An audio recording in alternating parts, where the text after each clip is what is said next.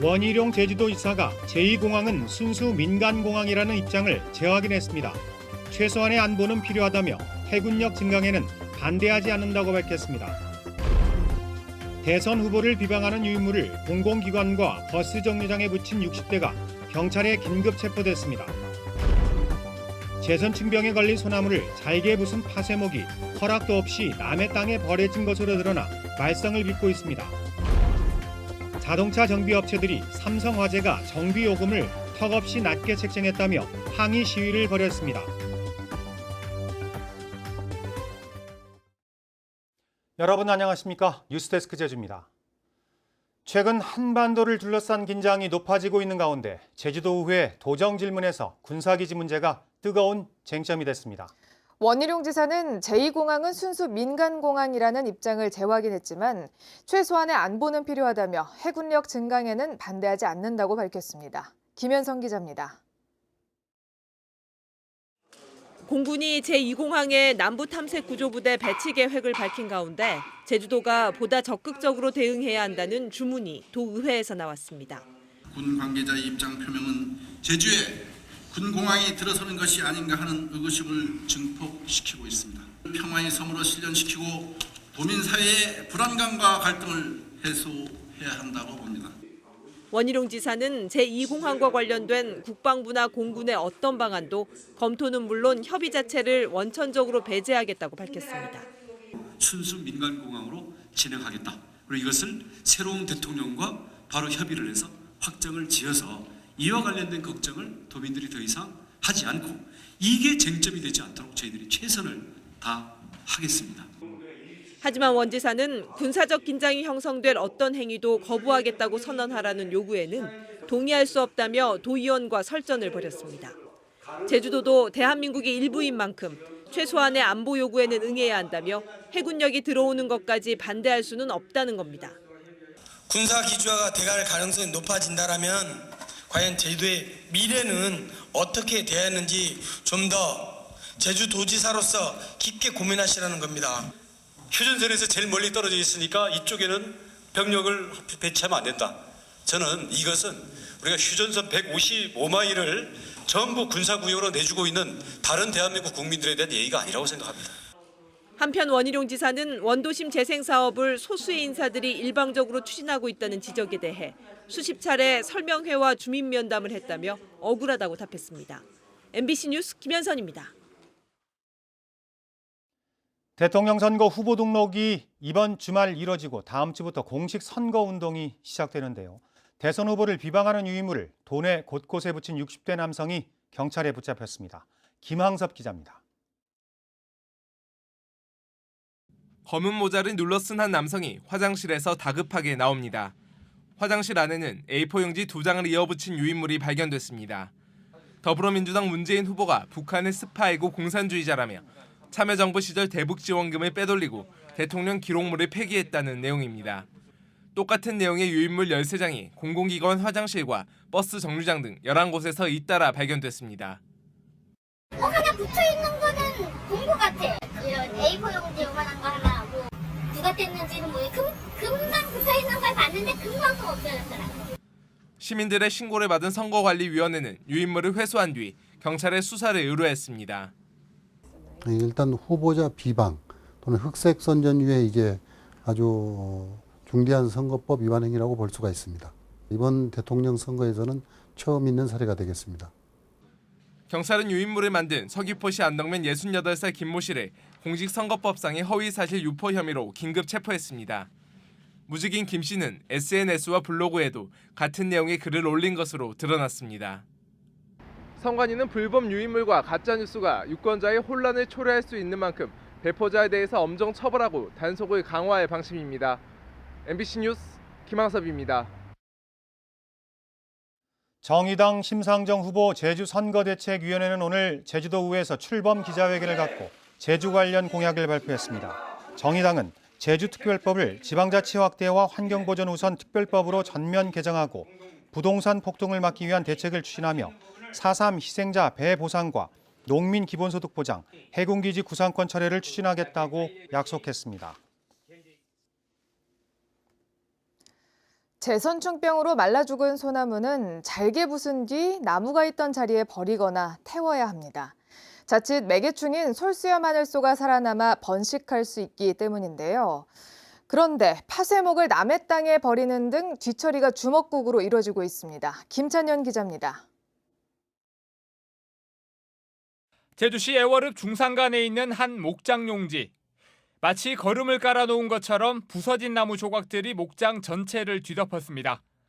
최근 콩을 심기 위해 이곳을 찾았던 땅 주인은 산더미처럼 쌓인 파쇄목에 깜짝 놀랐습니다.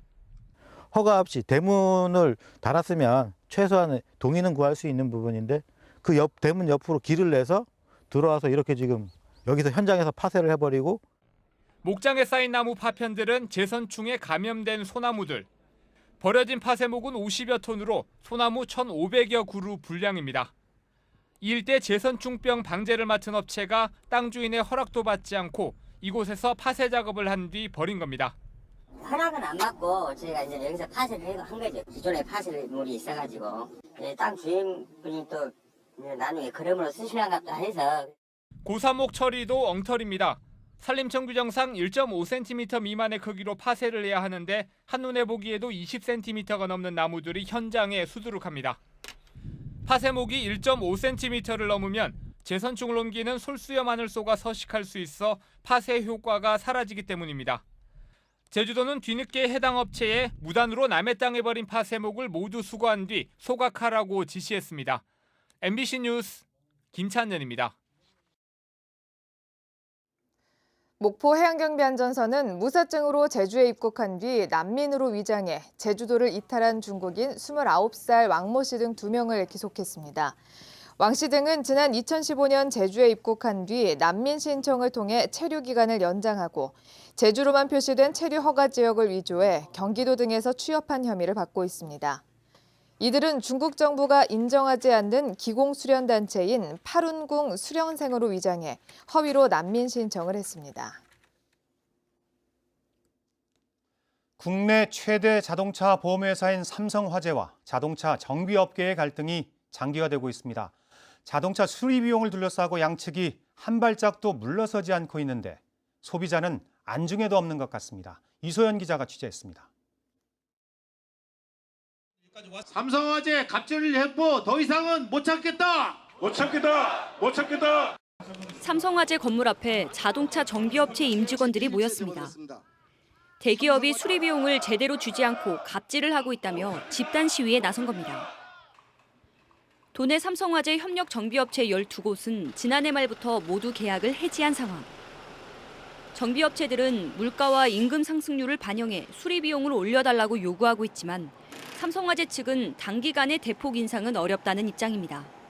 지금 도내는 이제 염분도 많고 그래서 차량을 수리할 때 제대로 눈에 보이지 안 하는 그런 부분까지 수리하고 그에 따른 정당한 적정한 공임을 받아야 된다고 생각돼가지고 시작을 했는데, 소비자 물가가 계속 올라가면 보험료도 조금씩은 올라갈 수밖에 없는데 사실 저희도 원가 반영을 제대로 못하고 있고.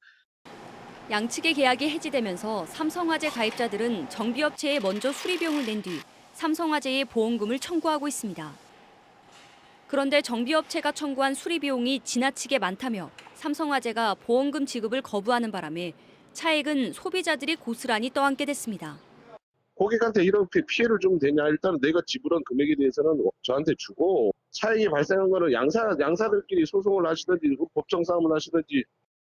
자동차 정비 수리비를 둘러싸고 삼성화재와 정비업체 간의 갈등이 장기화될 것으로 보여 소비자 피해가 심해질 것으로 우려됩니다. MBC 뉴스 이소연입니다. 부영주택과 제주국제컨벤션센터가 연결 통로를 놓고 마찰을 빚고 있습니다. 부영주택은 부영호텔과 컨벤션센터를 연결하는 통로 공사비를 전액 부담했고 계약서에 소유권자가 명시되지 않은 점을 들어 소유권을 주장하는 소송을 제기했습니다. 제주국제컨벤션센터는 이에 대해 연결 통로는 컨벤션센터의 증축 공사로 허가를 받았고 이에 따른 등기도 마쳤다며 부영 측의 주장을 일축했습니다. 서귀포시 강정마을에는 오늘 제주도의회에서 기자회견을 열고 제주 해군기지 건설공사 과정에서 발생한 국가폭력에 대한 진상조사와 피해 회복을 위한 특별법 제정을 공약하라고 정당과 대선 후보들에게 요구했습니다. 이들은 또 국책사업이라는 이유로 국민의 권리를 묵살하고 강압적인 수단을 동원하는 것은 헌법 정신에 어긋난다며 진상조사는 공권력의 남용을 막는 초석이 될 것이라고 주장했습니다.